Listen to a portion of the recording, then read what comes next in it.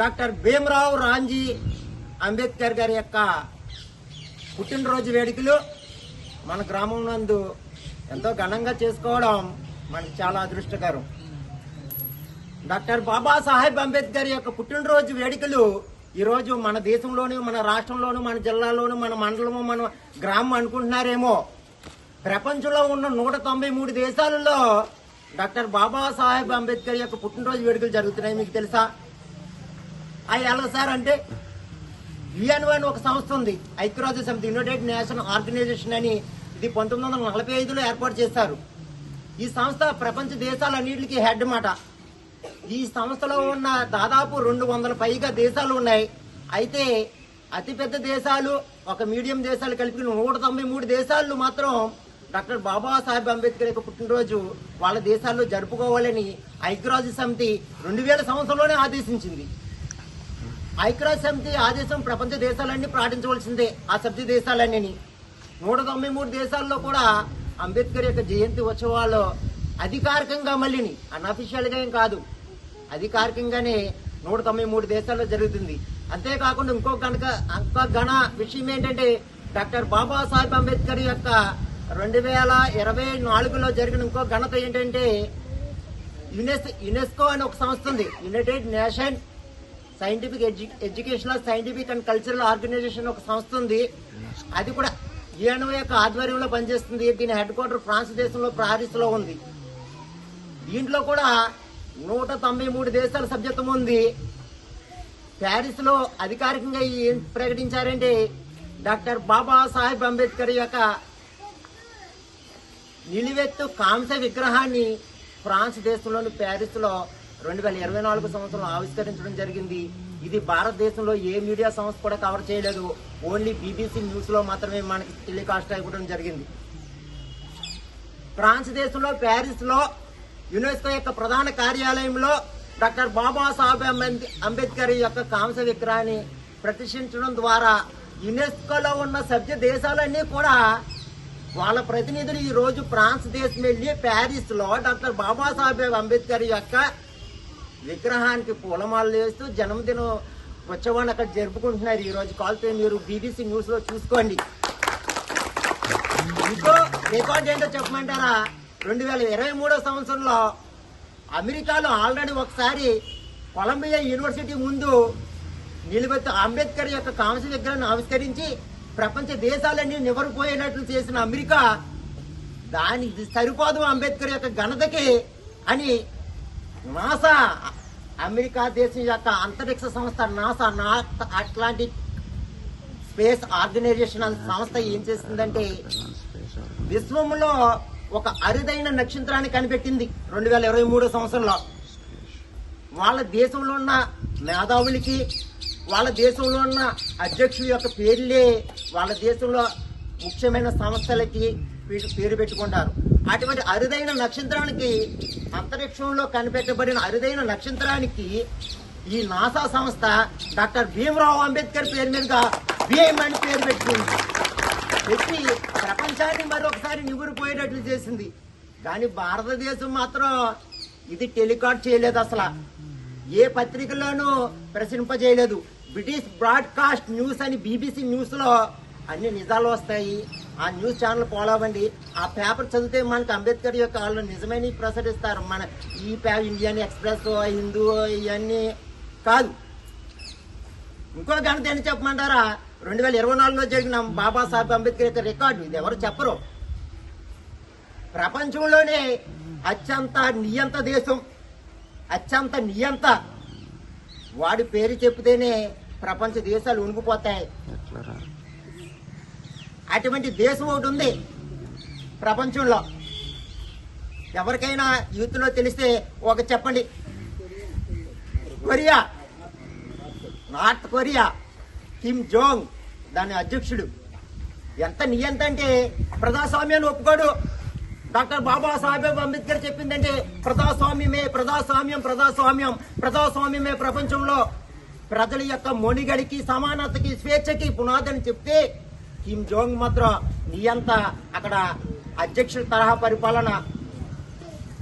కానీ 2024 సంవత్సరంలో Kim Jong ఏం చేశాడంటే వాళ్ళ దేశంలో వాళ్ళ దేశంలో ఉన్న యూనివర్సిటీలన్నింటిలో, వాళ్ళ దేశంలో ఉన్న పాఠశాలన్నింటిలో కూడా డాక్టర్ బాబాసాహెబ్ అంబేద్కర్ యొక్క రచనలని, ఆయన జీవిత చరిత్రని పాఠ్య ప్రణాళికగా ప్రచురించాలని ఆలోచించడమే కాకుండా 2024 ఏప్రిల్ 14వ తారీఖున అంబేద్కర్ జయంతికి మీరు చూసి ఉండరు, బీబీసీ న్యూస్ లో 2 గంటలు ప్రసంగించారు.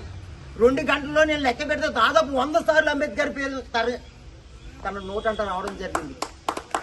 2 గంటలు కిమ్ జోంగ్ ఆ దేశాన్ని ఉద్దేశిస్తూ, వాళ్ళ నాయకులను ఉద్దేశిస్తూ, వాళ్ళ యొక్క భావి పౌరులను ఉద్యోగిస్తూ ప్రసంగించిన ప్రసంగంలో డాక్టర్ బాబాసాహెబ్ అంబేద్కర్ పేరు 100 సార్లు పైగా తలచడం జరిగింది. నేను డైరెక్ట్ గా చూస్తాను ప్రసంగాన్ని, కానీ అది భారతదేశంలోనే ఏ మీడియా కూడా కవర్ చేయలేదు. అంతేకాదు కిమ్ జోంగ్ ఏమన్నాడంటే, చూడండి, అధ్యక్ష తరహా నియంతగా ఉన్నటువంటి కిమ్ జోంగ్ ప్రజాస్వామ్యం వైపుకు మరలుతున్నాడా? ప్రజాస్వామ్య భావాల్ని అర్థం చేసుకున్నాడా? లేదా అంబేద్కర్ యొక్క స్వేచ్ఛ, సమానత్వం, సమన్వయం భావాల పట్ల ఆకర్షితులవుతున్నాడా?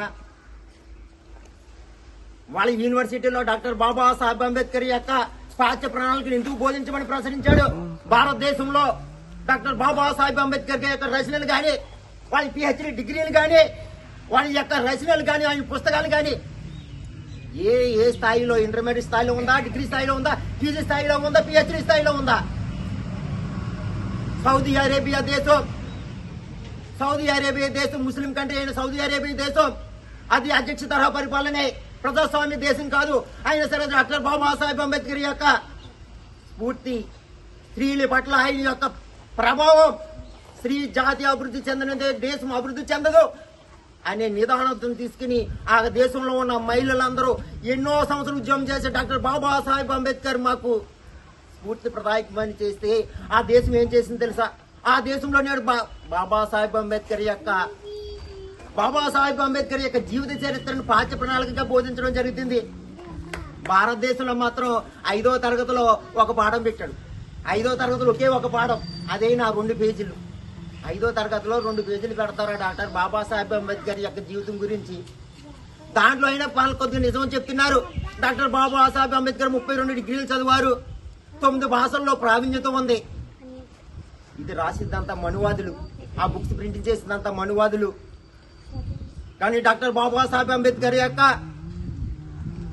మాజీ న్యాయమూర్తి మొన్న రిటైర్ అయిపోయినప్పుడు ఆయన ఫంక్షన్లో ఆయన మాట్లాడడం జరుగుతుంది. డాక్టర్ బాబాసాహెబ్ అంబేద్కర్ 64 సబ్జెక్టులో పీజీ చేశారంట. ఎవరికైనా తెలుసా?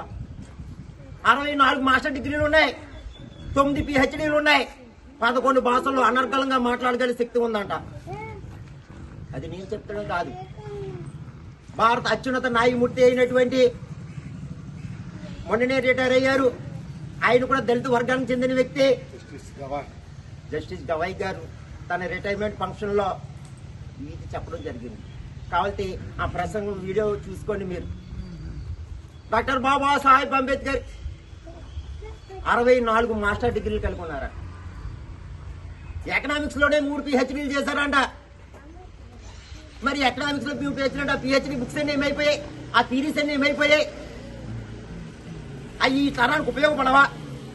ఇతర దేశాలేమో డాక్టర్ బాబాసాహెబ్ అంబేద్కర్ రచనల్ని వాళ్ళు పాఠ్య ప్రణాళికగా చేసుకుంటే భారతదేశం మరి ఏం పెడుతుంది, ఏం విద్య అందిస్తుంది భారతదేశంలో విద్యార్థులకి? పాఠస్థాయిలో లేదు, మాధ్యమిక స్థాయిలో లేదు, ఉన్నత స్థాయిలో లేదు, యూనివర్సిటీ స్థాయిలో అసలేనే లేదు. అంటే అంబేద్కర్ తత్వం భారతదేశానికి పనిచేయదా? ప్రపంచ దేశాలకి పనిచేస్తుందా? ఇంకొక రికార్డు చెప్తాను. డాక్టర్ బాబాసాహెబ్ అంబేద్కర్ గారి మీద ఉన్న ఇంకొక రికార్డు ఆస్ట్రేలియా దేశంలో ఆస్ట్రేలియాలో ఉన్న ఒక యూనివర్సిటీలో, ఆ పేరు మర్చిపోయాను, ఆర్థిక శాస్త్ర విభాగానికి డాక్టర్ బాబాసాహెబ్ అంబేద్కర్ యొక్క పేరు పెట్టడమే కాదు, డాక్టర్ బాబాసాహెబ్ అంబేద్కర్ యొక్క చిన్న విగ్రహాన్ని, కాంస్య విగ్రహాన్ని కూడా ఏర్పాటు చేయడం జరిగింది. కాబట్టి మీరు వెబ్సైట్ లో ఎతకండి, మీకు తెలుస్తుంది. అంతేకాదు జర్మనీ దేశం కూడా డాక్టర్ బాబాసాహెబ్ అంబేద్కర్ జర్మనీ దేశం కూడా అధ్యక్ష తరహా పరిపాలన ఉన్నటువంటి జర్మనీ దేశంలో కూడా డాక్టర్ బాబాసాహెబ్ అంబేద్కర్ యొక్క వేడుకలు ఘనంగా ఎందుకు చేస్తుందంటే డాక్టర్ బాబాసాహెబ్ అంబేద్కర్ జర్మనీ దేశంలో ఉన్న బాన్ యూనివర్సిటీలో చదువుకున్నారు. బాన్ యూనివర్సిటీలో చదువుకోవాలంటే జర్మనీ లాంగ్వేజ్ వచ్చే ఉండాలి. ఆయన బ్రిటన్లో లా చేసిన తర్వాత ఇంకా పెద్ద కోర్సు లాలోనే ఇంకా 5 డిగ్రీ కావాలని జర్మనీ వెళ్ళడం జరిగింది. కానీ జర్మనీ భాష రాదు. జర్మనీ భాష రాకపోతే దాంట్లో అడ్మిషన్ తీసుకోవడానికి వీల్లేదు. జర్మనీ లాంగ్వేజ్ నేర్చుకుని జర్మనీ దేశంలో ఉన్న బాన్ యూనివర్సిటీలో మాస్టర్ డిగ్రీ చేయడం జరిగింది లాలో. చూడండి ఎంత ఘనత. భారతదేశంలో ఉన్న ఏ ఒక్కరు కూడా అంబేద్కర్ స్థాయి అంటే అంబేద్కర్ ఉన్న కాలంలో లా చదివిన వాళ్ళందరూ కూడా బ్రిటిష్ లోనే లా చేశారు. కానీ అంబేద్కర్ గారు బ్రిటిష్ లోనే కాకుండా జర్మనీలో బాన్ యూనివర్సిటీలో కూడా అత్యంత ప్రాముఖ్యమైన యూనివర్సిటీ బాన్ యూనివర్సిటీలో కూడా ఆయన చదువుకోవడం జరిగింది. కొలంబియా యూనివర్సిటీలో చదువుకోవడం మీకు అందరికీ తెలిసి కొలంబియా యూనివర్సిటీ ఒక సర్వే చేసింది. ఇప్పటి వరకు మా యూనివర్సిటీలో చదువుకున్న వాళ్ళు అత్యంత మేధావి ఎవరని ఒక నివేదిక కోరింది 2000 సంవత్సరంలో ముందే. కొన్ని లక్షల మందిని ఆ యూనివర్సిటీలో చదువుకునే ప్రపంచ దేశాల్లో ఉన్న మనుషులందరినీ లెక్క పెడితే డాక్టర్ బాబాసాహెబ్ అంబేద్కర్ అందరికన్నా మొదట రావడం జరిగింది. అమెరికా దేశం వాళ్ళు కొలంబియా యూనివర్సిటీ ముందు అంబేద్కర్ యొక్క పెద్ద విగ్రహం పెట్టారు, ఎలక్ట్రిక్ కాంశగ్రం పెట్టారు. దాని కింద ఒక కొటేషన్ రాస్తారు. ఎవరికైనా తెలుసా? ఎవరికైనా తెలిస్తే యూత్ వాళ్ళు చెప్పండి.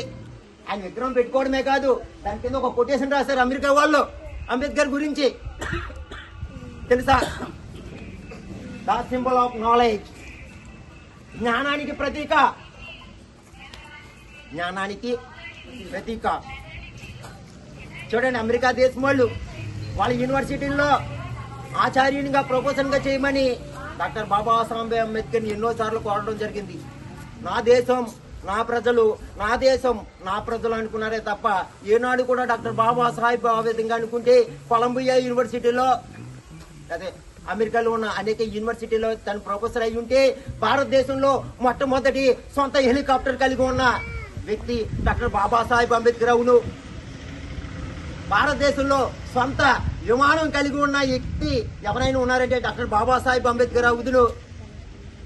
అవును, ఆయనకు వచ్చి ఆయనకున్న నాలెడ్జ్కి, తెలివికి, ఆయనకున్న పట్టాలకి, డిగ్రీలకి, ఆయనకున్న వాక్చాతుర్యానికి, ఆయనకున్న లాంగ్వేజ్ భాష మీద ఉన్న పట్టికి ఆయన ప్రపంచ దేశాల్లో అర్హత పట్టే రాండయ్య మా దేశం రండి. బ్రిటిష్ వాళ్ళు అన్నారు మా దేశం రండి, మా దేశంలో విద్యార్థులకు మీరు పాఠాలు బోధించండి. కోట్లాది రూపాయలు సంపాదించుకునేవారు కదా, ఎందుకు వదిలేసుకున్నారు? తన పిల్లలను 4 పిల్లలను కూడా చంపుకున్నారు కదా, తన భార్యను కూడా చనిపోయింది కదా. ఎందుకు? జాతి కోసమే కదా.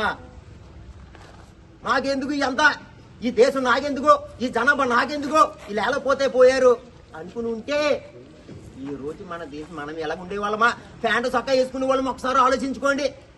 నా చదువు, నా తెలివి ఏం బోడి, నా చదువు ఎంత, నా తెలివి ఎంత ఒకసారి ఆలోచించుకోండి. నేను సంపాదించేశాను, నీ తెలివి బోడి తెలివి, నువ్వెక్కడ తెలివే ఓసు కూడా వెనక ముడ్డికి తాడేకి నోటికి ముంతకి అది గుర్తుపెట్టుకోండి.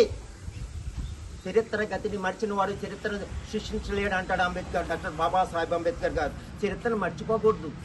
ఏ ముడ్డికి తాడా కట్టుకుని ముంత కట్టుకున్నప్పుడు మూతికి ముంత కట్టుకున్న రోజులు మర్చిపోయారా?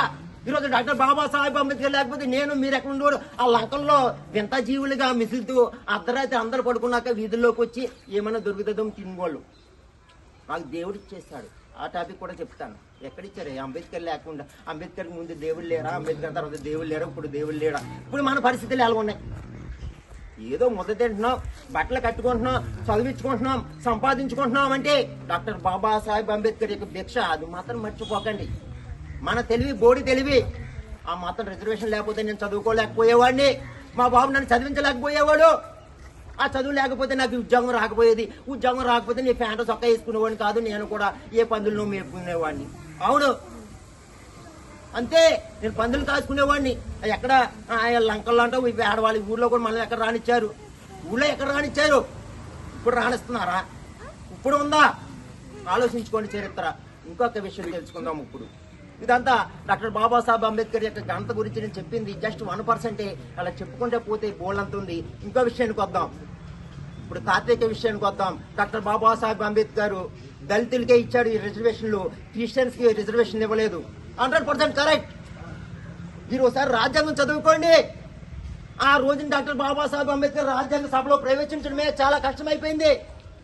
289 మంది భారతదేశంలో లక్షలాది మంది హిందువులు డాక్టర్ బాబాసాహెబ్ అంబేద్కర్ రాజ్యాంగ సభలో రావడానికి వద్దు చచ్చినా వద్దు, మాకు రాజ్యాంగ సభలో రావడానికి వీల్లేదు.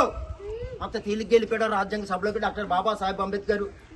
దుఃఖించాడు, రోజుల తరబడి కుమిలిపోయాడు. ఎలాగెళ్ళాడు? మహారాష్ట్రలో పోటీ చేశాడు. డాక్టర్ బాబాసాహెబ్ అంబేద్కర్ మీద కాంగ్రెస్ పార్టీ వాళ్ళు ఒక దళితుని నిలబెట్టారు, ఓడిపోయారు. రాజ్యాంగ సభలోకి వెళ్ళడానికి అవకాశం లేదు. పశ్చిమ బెంగాల్లో జోగేంద్ర మండల్ అనే ఒక వ్యక్తి తీసుకెళ్లి మా రాష్ట్రంలో పోటీ చేయండి అంబేద్కర్ గారు, మేము నెగ్గిస్తాము, మిమ్మల్ని రాజ్యాంగ సభకు పంపిస్తామంటే పశ్చిమ బెంగాల్ వెళ్ళి డాక్టర్ జోగేంద్రనాథ్ మండల్ యొక్క సహాయంతో అక్కడ గెలుపొందాడు. అంతా అయిపోయింది. రాజ్యాంగ సభలోకి వెళ్ళొచ్చంటే గాంధీ గారు ఏమన్నాడు తెలుసా? పశ్చిమ బెంగాల్ మంద కాదు, పశ్చిమ బెంగాల్ 2 ముక్కలు అయిపోయింది. తూర్పు బెంగాల్ ఒకటి, పశ్చిమ బెంగాల్ ఒకటి. అంబేద్కర్ చేసింది తూర్పు బెంగాల్లో ఉంది కాబట్టి ఇది పాకిస్తాన్ దేశం, మన దేశానికి సంబంధం లేదు. అంబేద్కర్ నెగ్గినా సరే ఇది ఎన్నిక చెల్లదు. ఆశలన్నీ నిరాశ అయిపోయి రాజ్యాంగ సభలోకి వెళ్ళడానికి లేదు. డైరెక్ట్ గా డాక్టర్ బాబాసాహెబ్ అంబేద్కర్ బ్రిటిష్ వాళ్ళకి మెయిల్ చేయడం జరిగింది, టెలిగ్రామ్ పంపించడం జరిగింది. అయ్యా, భారతదేశంలో ఈ మనువాదులంతా నన్ను అడ్డుకుంటున్నారు, రాజ్యాంగ సభలో ప్రవేశించడానికి అవకాశం లేదు. అప్పుడు బ్రిటిష్ వాళ్ళు ఏం చెప్పారో తెలుసా? నేను క్లుప్తంగానే చెప్పేస్తున్నాను. 1946లోనే భారతదేశానికి స్వాతంత్రం ఇస్తానని చెప్పిన బ్రిటిష్ వాళ్ళు 1947 ఆగస్టు 15 ఎందుకు ఇచ్చారో తెలుసా మీకు? చరిత్ర చదవాలి. బాబాసాహెబ్ అంబేద్కర్ గాని మీరు రాజ్యాంగ సభలో తీసుకోకుండా పోయినట్లయితే భారతదేశానికి స్వాతంత్రం ఇచ్చే విషయంలో పునరాలోచించుకోవాల్సి వస్తుంది. మేము వాళ్ళతో నోట్ చేసుకోండి. మీరు ఏం చేయాలో తెలియలేదు గాంధీ గారికి. మళ్ళీ అంబేద్కర్ గారిని తీసుకెళ్లి మహారాష్ట్రలో ఆయన్ని దింపేసి, అయ్యా మీరే పోటీ చేయండి అని చెప్పి మళ్ళీ అంబేద్కర్ గారిని మహారాష్ట్రలో నుంచి పోటీ చేయించి రాజ్యాంగ సభకి ఎన్నుకోవడం జరిగింది. ఎన్నుకుంటే అక్కడి నుంచి ఎన్ని తిప్పలు పడ్డారో తెలుసా? ఇదంతా తెలియకుండా మా క్రైస్తవులకు ఇవ్వలేదు. చూడండి రాజ్యాంగంలో తర్వాత ఏం జరిగిందో చెప్తాను. 6 సభ్యులు, హెడ్ 7. ఒకడేమో ఈశాన్య రాష్ట్రాల్లో ఉన్నాడు, ఒకడు ఢిల్లీలో ఉన్నారు, ఒకడేమో రాష్ట్ర